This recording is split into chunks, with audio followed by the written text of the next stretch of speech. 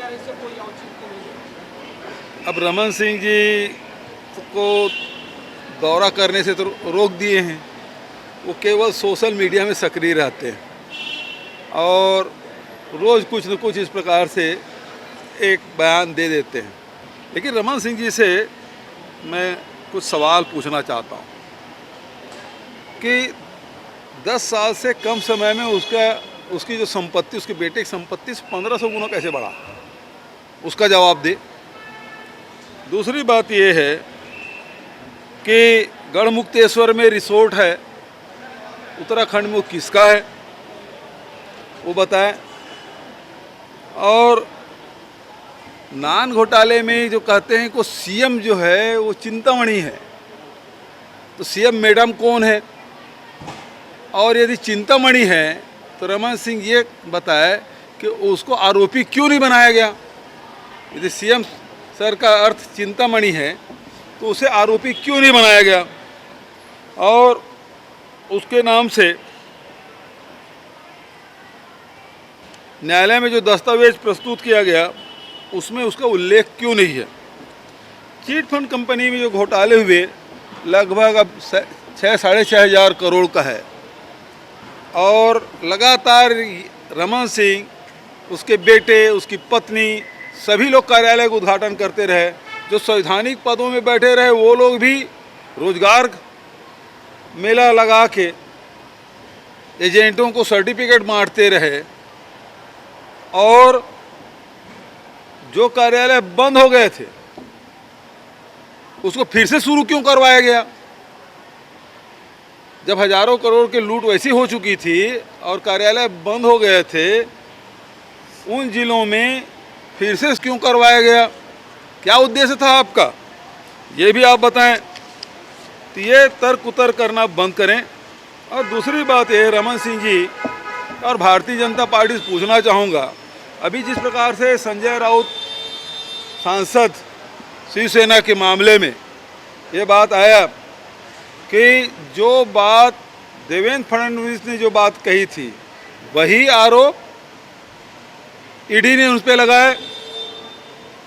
और यहाँ भी आप देखेंगे रमन सिंह का बयान पहले आता है और ईडी के प्रेस विज्ञप्ति बाद में आता है, जिसके बारे में हमारे मीडिया के जो प्रमुख है, संचार विभाग के प्रमुख हैं, उन्होंने ये बात उस समय भी लगाया था, चुप हो गए थे।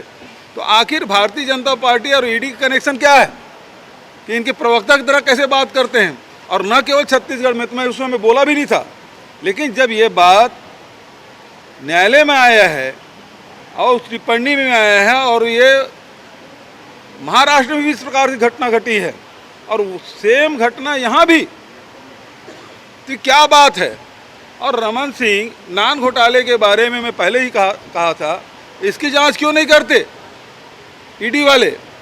मनी लॉन्ड्रिंग तो हुआ है और सीएम सर और सीएम मैडम का नाम है, क्यों इसकी जांच नहीं करते? क्यों 6,000-6,500 करोड़ के राशि छत्तीसगढ़ की जनता को लूट के भाग गया? जो कार्यालय बंद थे उसे फिर से शुरू करवाया गया, किसके आदेश पे हुआ? ये क्यों जांच नहीं कराते? और इसके बात कहते हैं जब ईडी के बारे में रमन सिंह बोलते हैं हाँ चलिए अब जाके बताए, क्यों नहीं बताते इसको? छत्तीसगढ़ की जनता को लूटने चाहते हैं आप और लुटवा रहे हैं, इसका जवाब कौन देगा? उससे क्या फर्क पड़ता है? भानु प्रतापपुर के उपचुनाव से कोई लेने देने नहीं है और आदिवासी हितों पे कुठाराघात भारतीय जनता पार्टी करती रही है। 20% से 32% कब किए? सरकार बने 8 साल होने के बाद 2012 में, और ठीक से तथ्य नहीं रखे। ननकी राम कंवर रिपोर्ट है, उसको भी कोर्ट में प्रस्तुत नहीं किए। इसका दोषी कौन है? अजय चंद्राकर उस मंत्रिमंडल में थे, क्यों नहीं रखवाए? और दूसरी बात यह है कि हम आदिवासी हितों के बारे में पहले ही बोले हैं कि उनका जितना प्रतिशत है, जितनी जनसंख्या है, जितना संविधान में उसको अधिकार मिला है, वो मिल के रहेगा। हम कभी उसके पीछे नहीं हटे हैं।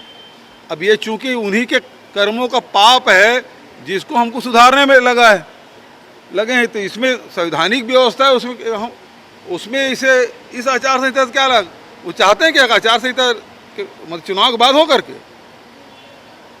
तो राज्यपाल जी की चिट्ठी लिखी मुझे,